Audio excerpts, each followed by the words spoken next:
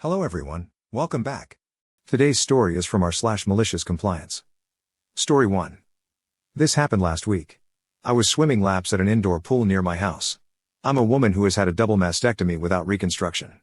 My chest is flat. I'm totally comfortable with how I look, but prefer for my scars to be covered in public. As far as swimming goes, women's suits have extra material to accommodate typical chests, so when I wear them, they're baggy. For backyard swimming, I just use a couple of safety pins to keep it in place. For lap swimming, it balloons open like a parachute full of water and creates so much drag that it's difficult to swim. Tight competition swim suits don't have enough coverage for the way the scars wrap around my sides under my arms. To get around this, I wear running shorts and a tight-fitting, full coverage, synthetic fabric, dark-colored tank top. It works great. Last week, I was approached, as I left the pool facility, by a worker. He said that they had received a complaint that a woman in the pool was wearing a shirt, which is allowed, but no sports bra underneath. He then said their policy requires women who are not in swimsuits to have sports bras under their shirts. He told me that the policy started when they had a problem where a woman would come in to swim and only wear a thin white shirt and no bra in the pool during family swim hours. I explained politely that I've had a double mastectomy and do not need a bra. I said that swimsuits don't fit me and my top is very dark and not see-through. Plus, even if it was see-through, all anyone would see are scars. He said he understood and felt bad, but the management requires that the dress code be followed. I explained how I was much more covered up than anyone else in the pool, and, in fact, was wearing exactly what he was, minus the whistle. He was in shorts and a tank top. There were guys in there with just tight-fitting swim bottoms on, and women in bikinis. I look Amish next to them. He, again, said he was sorry but couldn't make an exception to the rules. I asked for the rules in writing, and he gave me a printout which did say what he was telling me. This brings us to yesterday. I dug a sports bra out of a bin of old clothes, and brought it with me. I wore the same shorts and top, otherwise. When I got in the water, I put the band of the bra around my head, with the straps sticking up like bunny ears. People in the other lanes got a kick out of it once I explained what I was doing. I started warming up with my kickboard, thinking the guy would come over, and we would sort this nonsense out. Well, a lady in business clothes comes over and tells me I need to take the bra off my head. I would like to say here that this was adult lap swim. There were no kids in the pool area. I explained it all to her and said I was following the rule to the letter. I was wearing a bra, which is all that is required. We went back and forth, with her saying I knew it had to be worn normally. I said, I couldn't wear it the way others do, because I don't have anything to fill it, and it would ride up to my chin while swimming, without anything to hold it in place. She said I could use skin-safe glue. Yeah, no. I'm not going to glue unnecessary garments to my body, and I told her as much. I finally said that, unless she could state the rule I was breaking, that I would like to continue with my workout, so I could get home to my kids and let the babysitter go home. She walked away. I swam for an hour with that bra perched on my head, lots of readjusting it, and once retrieving it from the bottom of the pool, then showered and went home. This morning, I checked my email, which is linked to my membership at the Aquatic Center, to find a message from her. They will not be changing their policies, but I have been granted a special exception to the rule, provided I continue to wear non-see-through tops. I wish they would have just gotten rid of the silly bra rule, but I'll take this, and if I ever see another woman struggling with their swimsuit over a flat chest, I'll let them know they can wear something more comfortable. Next story. My new manager at work is one of those people that absolutely has to be in control. Even when you're exceeding every scorecard measure, keeping your head down, not putting a toe out of line, she still asks you to come to a meeting room to discuss some minor issue or another. Recently, she pulled me into a meeting to discuss me being late from work.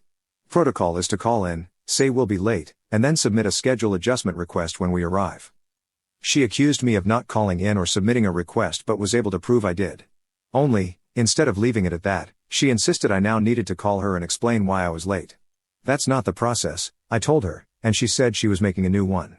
So now I call her at 6 a.m. on her day off to let her know if I'm gonna be late. She also had a meeting with me because my scorecard for a stat was 99 100ths, with a target of 50, she had to point out the 1/100th I missed. She also did the same for a handling time issue, where I am hitting an average of 600 seconds, with a target of 1,500. She needed to tell me about a call I took too long on. Suffice it to say, complaints have been raised to her manager. Following an incident where she was asked to follow up on something for me, and claimed, if it's not in writing, it didn't happen, I've been asking for everything in writing and repeat that mantra back to her when she claims to have told me something. Last week, she asked me to see her after my call. I walked over, and she wasn't there, so I went back to my desk. She asked me why I didn't stay around, and I reminded her of the time she put, in writing, that I wasn't to spend more than 1 minute waiting for her if she asked to see me, and was to go back to my desk to take calls, not wasting time. She asked me to come over again, and when I did, she wasn't there. This repeated twice more before my shift was over. Each time I documented, logged out at 14:14 and 35 seconds p.m., came to your desk, you were not there. Spent 45 seconds waiting, returned to desk and took another call at 14:16 and 38 seconds p.m. In chat. She messages me to ask what time I finish. I tell her it was 2 minutes prior, and she says we can catch up now. I tell her that my shift is over, and I ask if she'll approve an overtime pay for an out-of-hours meeting. She tells me not to be silly, it will just take 10 minutes. I refuse and say that if I don't get paid, we can do it tomorrow when I'm being paid. She's typing, then not, then typing, then not, choosing her words. I know she's angry at being challenged, and she decided to employ one of the tactics she used when she managed a team for a company where this was standard practice. Okay, well, if you'd like to go home now, I can always make it a formal meeting. A formal meeting where I work is code for a meeting with HR, documented on your record for misconduct and repeated issues. She thinks she's won. Not a problem. Make a formal meeting, ensure I have 24 hours notice, send a formal invite, and I will bring a support person with me. I log out and leave, but not before grabbing screenshots and saving a copy of the chat logs. Next day, she's called my bluff and has a meeting scheduled. I send it to my union rep, and she comes in on the day. HR sits down with us and opens with, "So we're here today to discuss some concerns. Your team leader asked you to attend an off-the-cuff catch-up 3 times, and for some reason, you refused?" I quickly clarify what actually happened. My manager claims otherwise, and I repeat her mantra, if it's not in writing, it didn't happen. Then, I supply receipts, her demands to put things in writing, her chat, my timestamps, my call logs, and her message to me afterwards. My union rep stares at the two of them, with a small smile, and asks, "So, do you maintain the position that employees should attend meetings unpaid, and that misconduct investigations are a good use of resources if they refuse?" HR said there may have been a miscommunication, and that I could return to work. I have it put in writing that I am not accused of any misconduct, and have been cleared of any false accusations, with nothing documented on my staff file. Yesterday, my team was advised that our team leader had decided to pursue opportunities outside of the company, and we were getting a new manager? Edit, small comment to those that say it's a bad place to work. Full disclosure, it's actually not. The job is satisfying on a personal and ethical level. I deal with vulnerable people and help them. Pay and perks are great, and the people are great to work with. The metrics are more than reasonable, and all my managers over the last several years have been wonderful, except a couple who were wrong for the role, and were swiftly removed or made to improve. Next story. Gramps had just moved into a retirement park, with a lot that backed up to county land that was a nature preserve. His backyard was basically non-existent, but he didn't mind, as he got to look out over the preserve. However, he did marvel at how his next-door neighbor's backyard extended a good 8 feet past his, giving the neighbor a nice space back there. Gramps tried to be friendly with all his new neighbors, exchanging phone numbers and the like, and one day, he noticed the next-door neighbor was putting down expensive pavers that extended from his back door all the way to the old fence posts that designated the preserve boundary. Gramps watched the neighbor yank the 3 rickety fence posts out of the ground and move them back an extra 2 feet into the preserve before pounding them back in. Then, he started to clear the land, intending to gain himself more area for his pavers. Gramps used to work for the National Park Services as a young lad, so he thought he had better warn his neighbor of the consequences of his actions. So, he heads out back for a little chat. Neighbor is immediately defensive. Before Gramps says much, neighbor tells him, "You're new here, I've been here 10 years. And to mind your own damn business." Gramps decides not to press the issue. Nothing happens that year, but the following year, when most of the park emptied out to head north for the summer, the county comes by to check on the preserve. Gramps notices them going back and forth behind his neighbor's house. The workers are pulling out maps, taking photos, and making phone calls, and soon, more guys show up. Turns out, the neighbor has moved the posts several times over the years. And, in reality, his backyard is supposed to be even smaller than Gramps' backyard. To make it worse, the neighbor put pavers in the back specifically to park both his golf cart and a cherry red sports car back there for the summer. So, the county will have to move them before they can do anything else. They tape a notice to the front door and leave. Gramps goes over to read it, and it states that the neighbor was in violation of encroaching onto protected lands. He has 30 days to move his car, tear up the pavers, and pay a fine of $11,000, because of damage to endangered species who inhabit the protected lands, as well as trespassing fees. Failure to do so within 30 days will result in golf cart and car being towed and impounded, pavers will be dug up and carted off at neighbor's expense, and the fine will be increased for every additional day past the deadline. 30 days comes and goes, so, a week after that, Gramps has quite the show, as first the car and cart were towed, pavers were dug up and hauled off, and the old fence posts and ropes were replaced with metal posts embedded into buried cement bases, connected by steel cables. The whole process took several weeks to finish. However, the preserve looked a lot more legit when they were done. A few solar cameras were installed so the county could monitor the wildlife and encroachers remotely. Meanwhile, more notices were taped to the front door of the neighbor's house. By November, the snowbirds were flooding back into the park, including Neighbor. That was Gramps' second show of the summer, as Neighbor reads all the notices, digging down until he reads the first one, then runs out back and starts screaming and cussing up a storm, before running back to his car to dig out his cell phone, so he can call the county to find out where his car and golf cart were. Gramps stays indoors to avoid the guy, as he is frantically trying to unload his car, turn on his water and electricity, get the AC and the toilets going, and all the while trying to get someone at county to pick up the phone and give him some answers. He finally gets a live person and proceeds to scream at them, while on speakerphone, about his car and cart. So, the call keeps getting kicked to other people, because who wants to help a screamer? Basically, Neighbor is told to come to the county office to get this straightened out. 3 days later, the neighbor catches Gramps outside and asks if he was here when the county stole his car and destroyed his backyard. Gramps said he was, and the neighbor says, "Well, why didn't you call me when you saw them putting notices on my door? You had my number up north." Gramps said he had thought about doing that, but figured the neighbor would prefer him to mind his own damn business, so he decided against it. Next story. I am a small-time landlord, with just 4 tenants. Earlier this year, I had 2 sisters that didn't respond to my request to add the gal's husband to the lease, though he was living with them. Not a big deal. But did I mention the pit bull they also brought home, without permission? I do allow pets, and had previously approved their other dog. I asked nicely in person and by email, in the months leading up to the malicious compliance. They also did not respond when I asked if they were happy there, and wanted to renew their lease for the following year. I asked again. Then, I emailed them notice that I would start showing the unit 2 days later. I try to be a nice landlord. I do. They had a newborn, as well, so I scheduled all of the showings within a 2-hour window on the same night, so I could be in their space as little as possible.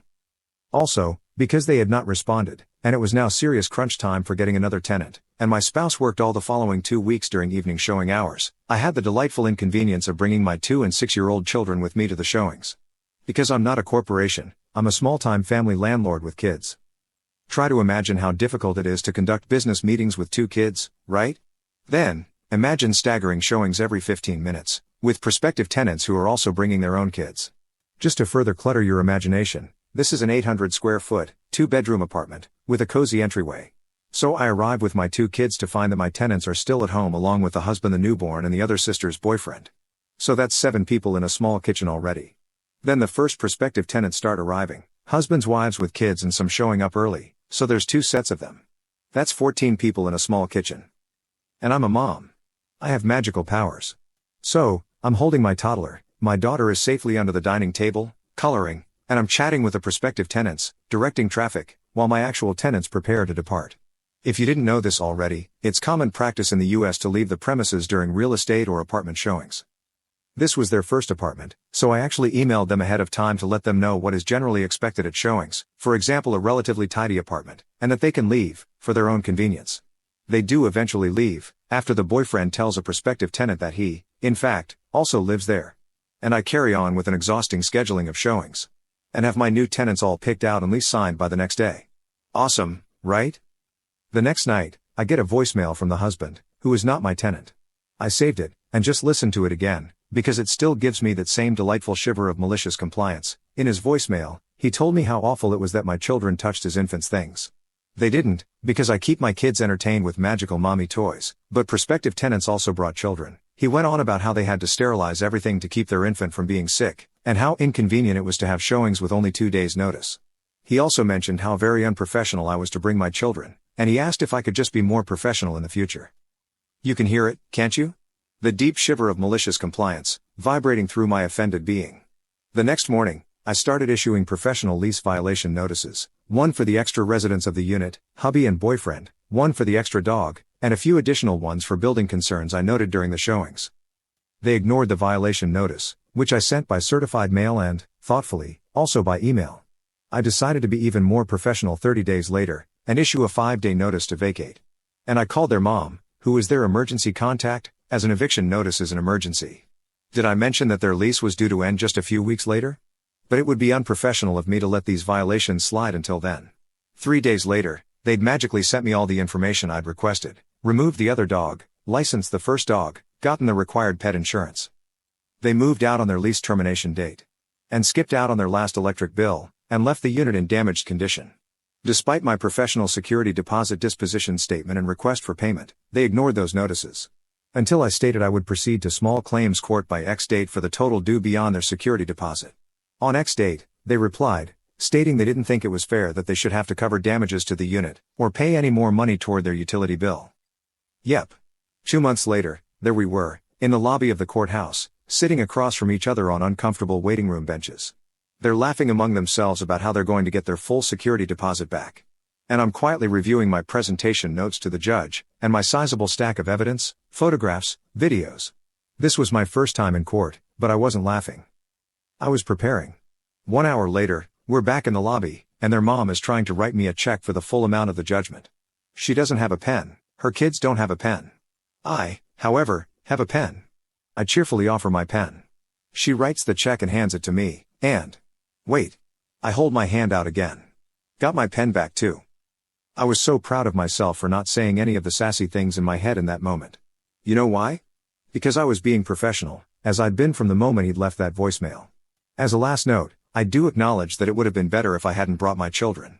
However, if you have kids, you'll understand that sometimes, they simply have to go where you go. Next story. In my last job, when I started, I would log in as soon as I got there, and if I had anything to finish up, I would do it before I left. I didn't mind, as I'm a team player. This resulted in me doing 20 to 30 minutes a day unpaid, but I liked the company and liked a clear desk. Fast forward 2 years, and my father-in-law was terminally ill. We got a call from the hospital, telling us we had to get there ASAP, as he didn't have long left. I told my manager and left at 3:45. Core hours were 10 to 4, the next month, my pay was docked for half a day. I had already made 2 hours extra unpaid that week, but they told me they couldn't make exceptions, and the extra I did was my own decision. Alrighty then. I came in on the dot and left on the dot. I did this for 5 years, I worked to the letter of my contracted hours. My manager was talking to a new starter, and in my earshot, she told him she hated clockwatchers who left on the dot, as this doesn't show company loyalty. I leaned over and replied, loyalty works both ways, and being docked half a day's pay for attending the deathbed of a beloved family member, when I'd already done more than my weekly hours, was cruel and unfeeling. So, I show the company the same level of compassion they showed me. After all, rules are rules, and exceptions cannot be made. The new starter started on the dot and left on the dot, as did the whole staff. I dread to think how many extra hours they lost over the whole department over the next few years. Next story. So, this is about 5 years ago. I worked as a chef at a bakery. It was my job to make everything, but the baked goods. Every morning, the baker and I would walk in at about 4 a.m. and knock out all the food needed for the day. This would leave me ready to go home around 10 a.m. or so. This put us at the perfect time to deliver online orders. It was common for companies or other entities to place large catering orders with us. The baker and I would split them down the middle, and deliver them on our way home. The delivery in question was for Bob, Dick, and Harry, attorneys at law. I have never delivered to Benny before, but they were a regular of sorts. Every financial quarter, they would hold a huge meeting. This meeting would require roughly $700 of bagels and bagel accessories. This spread included 8 dozen bagels, all 10 of our flavors of cream cheese, pastries, brownies, and enough coffee to power a college dorm through finals week. My passenger seat, entire back seat, and entire trunk are filled with food. Now Benny is located on the 9th floor of a commercial skyscraper deep in an industrial complex downtown. Parking was non-existent. There were meters outside the building, but I knew I would need close to 10 trips to deliver all this food, and didn't have a lot of change on me. Company policy was to just pay whatever fines I needed to park, and then turn in my receipts. The money would end up on my next paycheck. So, the building has its own parking garage, so, I pull on in. The security guard, let's call him Sam, stops me and says that the parking garage is for employees only. I happily show him my delivery invoice and offer him a bribery bagel, never leave the store without at least 2. Sam refuses the bagel and says I can park in one of the guest spots on the bottom floor. The fee is $5 for every 30 minutes, minimum $10. I thank him and head to the bottom floor of the garage. So, there are a total of 6 guest parking spaces, just 6. All of them are taken. I head back up to talk to Sam when I see an open parking spot reserved for Bob, Dick, and Harry, attorneys at law. There are cars in every spot, with many spots being reserved for employees by name. The last spot is empty and is reserved for guest obtaining. Perfect. I pull on in. I grab the most important part of the delivery, the coffee, and head to the stairwell. I get into the elevator and hit the button for floor 9. The elevator asks for my employee ID card. Well, crud. So, I try the lobby. That works. From there, it's 9 flights of stairs until I am outside the law firm of Bob, Dick, and Harry. After introducing myself, I am shown to the room where the meeting will take place. A table is set aside for me. I set down the coffee and head for trip number 2. That is when I see Sam talking to the receptionist. He runs over and starts shouting at me, "I am putting a boot on your effing car. I told you to park and guest on the bottom floor." I don't get a word in before he launches into a speech about security and how I could be hurting his building or people. That is when a very well-dressed man walks over. It so happens to be Bob, the Bob of Bob, Dick, and Harry's. Bob asks, "What is the problem?" And soon, the two are arguing. Bob, Op, is delivering food for my meeting. He is allowed to use my parking spots. Sam, those parking spots belong to the building. You are leasing them, like you lease this floor. I am the one who says who can park there. He isn't an employee, so he isn't parking. Bob, then I am making him an employee. Sam, you can't do that. Bob. You know what? You are right. Harry. Get over here. Harry walks over with an amused look on his face. Bob, Harry, here is the head of our HR department. Harry, hire this boy. Harry pulls out a piece of paper and scribbles, "Op is now a member of Bob, Dick, and Harry's," and signs it, then asks me to sign as well. I do so. Bob reaches over to the receptionist, who is already grabbing some things. Bob, here is your employee badge, your parking permit and your elevator key card. Now, please, do the job I have hired you to do, and deliver my bagels. Sam looks on in utter fury as I ride the elevator down to my car. 7 sweet elevator rides later. All the food is delivered. Bob and Harry meet me at the table.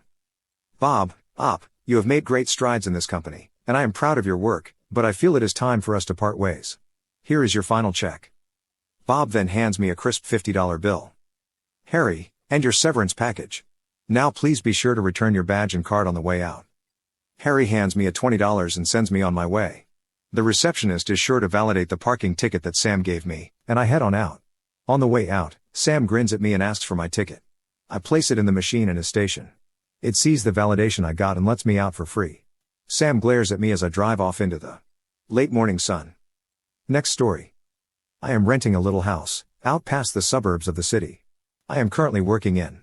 It is a little old, and the appliances are a bit dated. However, it was much cheaper than a 2-bedroom apartment downtown. Plus, I move around every couple of years for work. My landlord lives out of state, and doesn't have anyone local, so for the past year and a half, I haven't talked to anyone. Just pay my rent on time and keep doing my thing. About 4 months ago, plumbing issues started popping up, and 2 major appliances decided to give up the ghost. I notified my landlord via email and written letter. I rent a lot and have learned to abide by the exact wording in a lease. After several follow-up emails and phone calls, a local handyman showed up to look at everything and provide a quote. After receiving the quote for parts plus labor, the landlord told me, flat out, that they will not be paying for the repairs. They said that, since I am an engineer, they would allow me to purchase parts, install them, and then deduct the cost of the repairs from my rent payment. They said it was either this or learn to make do. I was not super thrilled at this response. I replied back to them, saying, if they were willing to deduct my time and cost of the parts from my rent, that I would get started immediately. Thank you very much. They were thrilled to hear it and asked me to send receipts for their records when everything is finished. Great. Now, to put together all the pieces and get to work. The first step was to file for an LLC with my current state. Next, I set up some cameras and borrowed a GoPro from one of my hiking mates.